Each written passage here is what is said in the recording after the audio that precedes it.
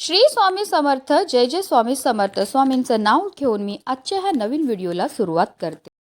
यंदा 1 फेब्रुवारी वार रविवार आणि या दिवशी आली आहे माघ पौर्णिमा. माघ पौर्णिमेचे हिंदू धर्मात विशेष स्थान आहे. या दिवशी पवित्र नदीत स्नान करणं खूप पवित्र मानलं जातं. जे लोक पौर्णिमेचे व्रत करतात ते चंद्र उगवल्यानंतर चंद्राला अर्घ्य देतात.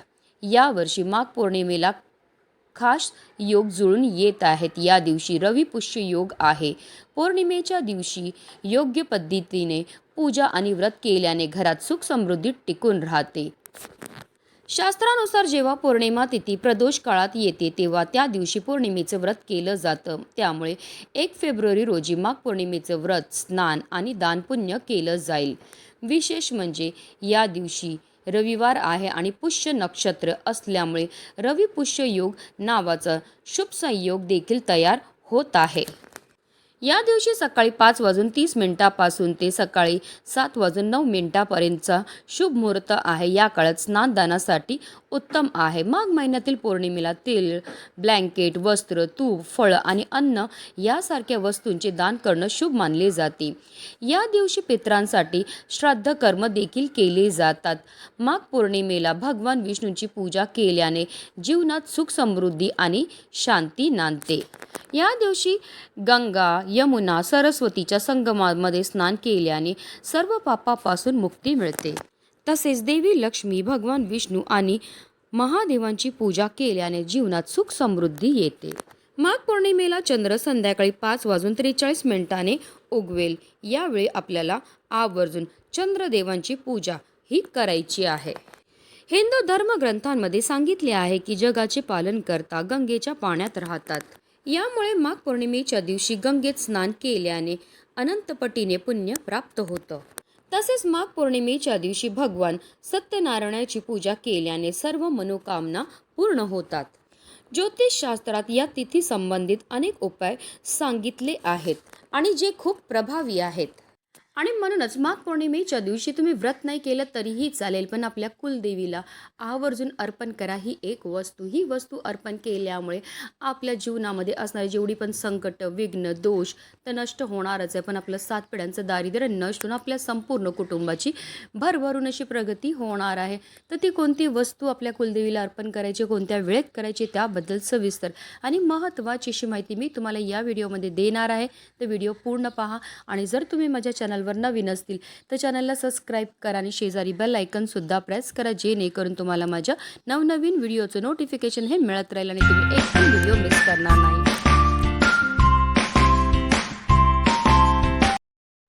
माघ पौर्णिमेच्या दिवशी आपल्याला सकाळी ब्रह्ममुहूर्तावर उठायचं आणि अंथरुणामध्ये श्री हरी विष्णू, माता लक्ष्मी आदी महादेवांचं स्मरण करायचं आणि दिवसाला सुरुवात ही करायची आहे. त्यानंतर आपल्याला स्नान करायचे. माघ पौर्णिमेच्या दिवशी तीर्थक्षेत्री स्नान करण्याला विशेष महत्त्व दिलं जातं. पण आता तुम्हाला तीर्थक्षेत्री जाऊन स्नान करणं शक्य नसेल तर घरच्या घरी आंघोळीच्या पाण्यामध्ये आपल्याला गंगाजल टाकून स्नान करायचं आहे. त्यानंतर आपल्याला सूर्यदेवांना जल हे अर्पण करायचं आहे. मनोभावे व्रताचा संकल्प करायचं आहे. सर्वप्रथम आपल्याला देवघरामध्ये दिवा हा प्रज्वलित करून घ्यायचा आहे, कारण कोणतीही सेवा किंवा कोणताही उपाय जर आपण अग्नीच्या साक्षीने केला तर त्यामध्ये आपल्याला निश्चितच सफलता ही प्राप्त होत असते. त्यानंतर आपल्याला विधीपूर्वक श्रीहरी विष्णू आणि माता लक्ष्मीची पूजा ही करायची. आता श्रीहरी विष्णूंचा फोटो असेल तर स्वच्छ पुसून घ्या, मूर्ती असेल तर त्यांना तुम्हाला पंचामृताने अभिषेक करून घ्यायचा आहे. पुन्हा जलाभिषेक करायचा आणि त्यांना स्वच्छ पुसून त्यांच्या स्थानावर ठेवायचं आहे. भगवान विष्णूंना वस्त्र अर्पण करून घ्यायचं आहे, गंध लावायचे. त्यानंतर पिवळी केळी, पंचामृत आणि इतर नैवेद्य श्रीहरी विष्णूंना दाखवायचं आहे. विधीपूर्वक पूजा आणि आरती करायची आहे.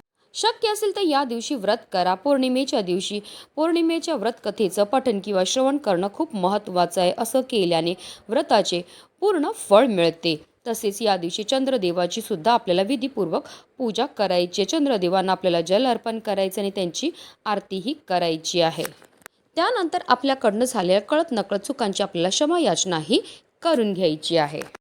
तसेच माघ पौर्णिमेच्या दिवशी आवर्जून आपल्याला आपल्या कुलदेवीची सुद्धा पूजा आणि सेवा ही करायची आहे, कारण कुलदेवी ही आपल्या कुलाचे उद्धार करणारी असून वंशवृद्धी करणारी असल्याने प्रत्येकाने दररोज कुलदेवीच्या घरात टाक असेल किंवा मूर्ती असेल, फोटो असेल तर त्याची नित्यनेमाने पूजा करावी. त्याने ती आपल्या परिवारावर खुश राहते आणि आपले व आपल्या परिवाराचे रक्षण करते. आपल्यावर व आपल्या परिवार येणारं संकट व आपत्ती दूर करते.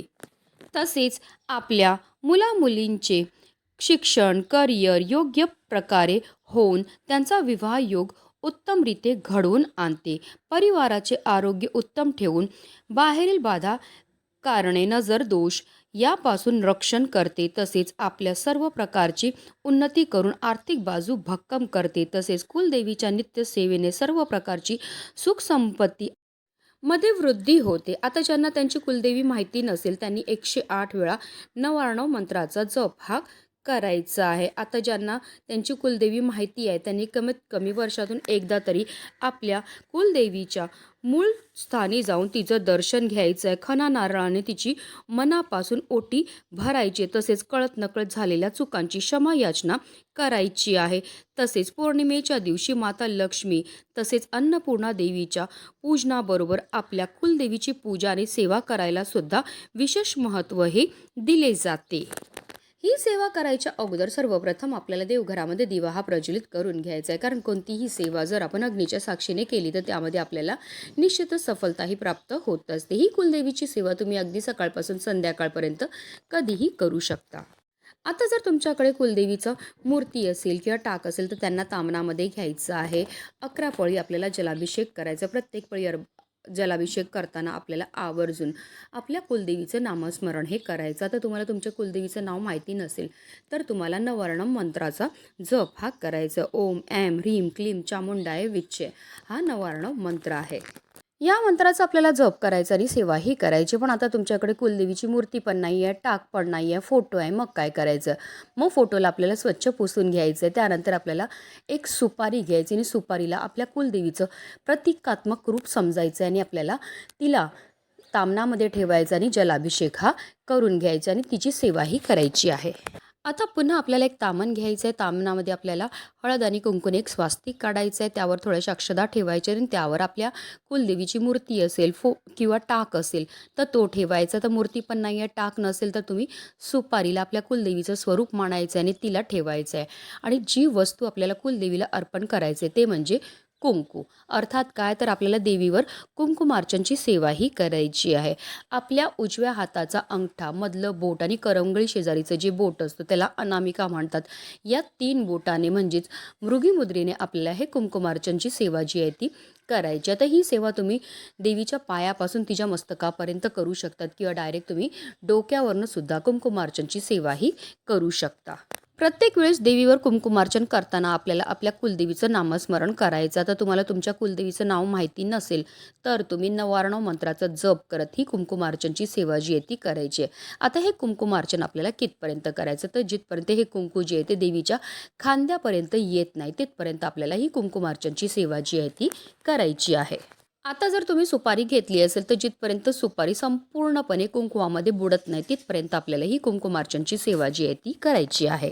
कुंकुमार्चनची सेवा करून झाल्यानंतर आपल्या कुलदेवीला आपल्याला हळद, कुंकू, अक्षदा, धूप, दीप, अगरबत्ती दाखवून घ्यायची आणि त्यानंतर आपल्याला 2 विड्याची पानंही घ्यायची आहेत. आता ही 2 विड्याची जी पानं आपण घेणार ती व्यवस्थित पाहून घ्यायची. ती अखंड असावी, कुठेही तुटलेली, फाटलेली किंवा खराब झालेली नसावी. आता ही विड्यांची पानं जी आहेत ती आपल्याला कुलदेवी समोर ठेवून द्यायची आहेत. त्याचबरोबर आपल्याला 16 लवंगासुद्धा घ्यायच्या. ज्या 16 लवंगा आपण घेणार ते व्यवस्थित पाहून घ्यायच्या. त्या अखंड असाव्या, कुठेही तुटलेल्या, फुटलेल्या किंवा खराब झालेल्या नसाव्या. हा संपूर्ण उपायसुद्धा आपण देवघरामध्ये बसूनच करणार. तर आपल्याला त्या 16 लवंगापैकी 1 लवंग आपल्या उजव्या हातामध्ये घ्यायची आहे. 1 वेळा आपल्याला 99 मंत्राचा जप करायचा आणि त्यानंतर ती लवंग जी आहे ती आपल्याला त्या विड्याच्या पानावर ठेवायची आहे. पुन्हा दुसरी लवंग आपल्या उजव्या हातामध्ये घ्यायची आहे. 1 वेळा 99 मंत्राचा जप करायचा आहे आणि पुन्हा ती लवंग जी आहे ती आपल्याला त्या विड्याच्या पानावर ठेवायची. अशा रीतीने आपल्याला 16 वेळा त्या लवंग आपल्या उजव्या हातामध्ये घ्यायच्यात. 16 वेळा आपल्याला 99 मंत्राचा जप करायचा आणि 16 वेळा आपल्याला त्या लवंगा ज्या आहेत त्या विड्याच्या पानावर ठेवायच्या आहेत. त्यानंतर दोन्ही हात जोडून आपल्या कुलदेवीचं स्मरण करायचं. आपल्या आयुष्यामध्ये असणारी जी संकट आहेत, विघ्न आहेत, दोष आहेत, दारिद्र्य आहे ते दूर करण्याकरता मनोभावे प्रार्थनाही करायची आहे. आता आपल्या कुलदेवीच्या मूर्तीला, टाकाला किंवा सुपारीला जी आपण कुंकुमामध्ये ठेवलेलं आहे ते संपूर्ण दिवसभर, संपूर्ण रात्रभर आपल्याला कुंकवामध्येच ठेवायचं आहे. आता दुसऱ्या दिवशी आपल्याला सकाळी लवकर उठायचे, स्नान करायचे, देवपूजा करून झाल्यानंतर कुलदेवीची जर मूर्ती किंवा टाक किंवा सुपारीला तुम्ही कुंकवामध्ये ठेवलं असेल तर ते काढून घ्यायचं आणि हे जे कुंकू आहे ज्याच्यावर आपण कुंकुमार्चनची सेवा केलेली आहे ते एका डबीमध्ये आपल्याला भरून घ्यायचं आहे. त्यानंतर दररोज आपल्या कुटुंबातील जे पण सदस्य घराच्या बाहेर कामानिमित्त, नोकरी, व्यवसाय, शिक्षणानिमित्त बाहेर जात असतील तर त्यांच्या आवर्जून कपाळाला हे कुंकू जे आहे ते लावायचं आहे. असं हे देवीचं अभिमंत्रित कुंकू आपल्या कुटुंबातील सदस्यांच्या कपाळावर लावल्यावर त्यामुळे त्यांच्यावर कधीही कोणत्याही प्रकारचं संकट तर येतच नाही, पण त्यांची चहूबाजूने भरभरून प्रगतीही व्हायला लागते. कारण कुंकवात शक्ती तत्व आकृष्ट करून घेण्याची क्षमता जास्त असते आणि म्हणूनच देवीच्या मूर्तीला कुंकुमार्चन केल्याने ती जागृत होते आणि जागृत मूर्तीतील शक्ती तत्व कुंकवात येतात. नंतर ते कुंकू आपण लावल्याने आणि त्यातील देवीची शक्ती आपल्याला मिळते आणि म्हणूनच पौर्णिमेच्या दिवशी आवर्जून प्रत्येकाने ही कुंकुमार्चनची सेवा जी आहे ती आपल्या कुलदेवीला करायची आहे. अतिशय प्रभावी अशी ही सेवा आहे. ही सेवा केल्यामुळे जीवनात असणारे जेवढे पण संकट, विघ्न, दोष आहेत ते दूर होऊन आपल्या संपूर्ण कुटुंबाची भरभरून अशी प्रगती होणार आहे. म्हणूनच व्हिडिओ जास्तीत जास्त लोकांपर्यंत शेअर करा. श्री स्वामी समर्थ.